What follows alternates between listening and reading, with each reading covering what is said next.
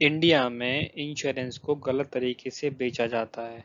आज से नहीं, कई सालों से इंश्योरेंस को गलत तरीके से बेचा जा रहा है। तो आईआरडीए की जो रिपोर्ट है उसमें मेंशन किया गया है कि किन तरीकों से इंश्योरेंस को गलत तरीके से कस्टमर को बेचा जाता है। तो उन चीज़ों के बारे में हम जानेंगे आज। तो पहला पॉइंट जो उन्होंने मेंशन किया है कि ज़्यादातर जो भी एजेंट होते हैं वो कोई भी प्रोडक्ट, अगर इंश्योरेंस प्रोडक्ट है उसके बारे में प्रॉपर इंफॉर्मेशन नहीं देते हैं कस्टमर को। उसका जो फीचर है, उसमें क्या बेनिफिट हैं, वो सही तरीके से एजेंट कस्टमर को बताते नहीं हैं, जिसकी वजह से क्या होता है कि मिस सेलिंग होती है। मिस सेलिंग मतलब उनको रिक्वायरमेंट दूसरी है, उनको दिया इंश्योरेंस बेचा जा रहा है दूसरे तरीके से।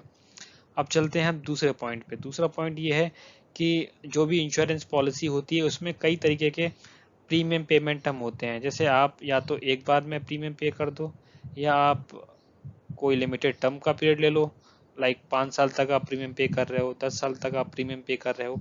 ऐसे ही एक होता है रेगुलर प्रीमियम पेमेंट, जो कि नॉर्मल पॉलिसी में होता ही है, जिसमें आप रेगुलर प्रीमियम पे करोगे आपकी जब तक पॉलिसी मेच्योर नहीं हो जाती है, ख़त्म नहीं हो जाती।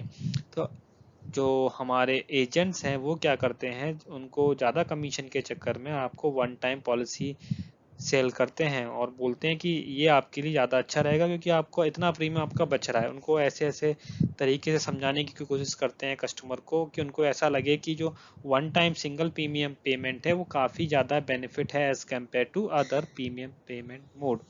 तो इस तरीके से मिस सेलिंग की जाती है कस्टमर के साथ। इसके बाद जो कॉमन है आजकल हम देखते हैं कि आप देखिए हर क्वार्टर वाइज जो आपका एजेंट है वो बोलेगा कि मुझे अपना सेल्स टारगेट पूरा करना है। उनके कुछ सेल्स टारगेट रहते हैं, उस चक्कर में वो आपको प्रेसाइज करेंगे इंश्योरेंस पॉलिसी लेने कि आप ये वाला इंश्योरेंस पॉलिसी ले लो तो मेरा जो टारगेट है वो पूरा हो जाएगा। तो ये एक तरीके का मिस सेलिंग है जो कि आईआरडीए ने मेंशन किया हुआ है, जो कॉमन मिस सेलिंग कॉन्सेप्ट है। उसके हम चलते हैं, एक ऑप्शन होता है, आपको मालूम होगा, फ्री लुक पीरियड टाइप का एक ऑप्शन होता है इंश्योरेंस पॉलिसी में। अगर आपको पॉलिसी आपको सूटेबल नहीं लगती है 15 या 30 दिन के अंदर, तो आप उस पॉलिसी को कैंसिल कर सकते हैं विदाउट एनी चार्जेस।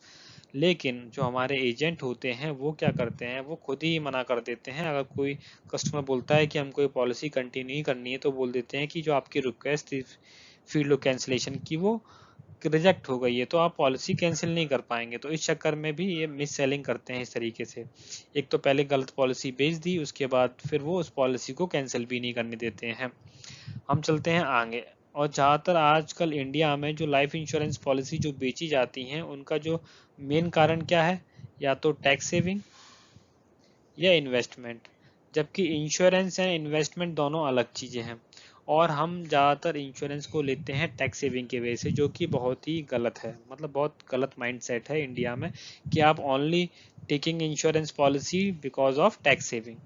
तो ये भी एक तरह का मिस सेलिंग है, क्योंकि आप पॉलिसी क्यों ले रहे हो, ओनली टैक्स सेविंग के लिए। जो उसका जो मेन कारण है कि आपके साथ कुछ अनहोनी हो जाए, उस केस में इंश्योरेंस आपकी हेल्प करेगा। तो उस केसेस में नहीं ले रहे हो, आप लेना चाह रहे हो कि आपको टैक्स का बेनिफिट हो, या आप इन्वेस्टमेंट कर रहे हो ऐसा इंश्योरेंस पॉलिसी। तो ये भी गलत है।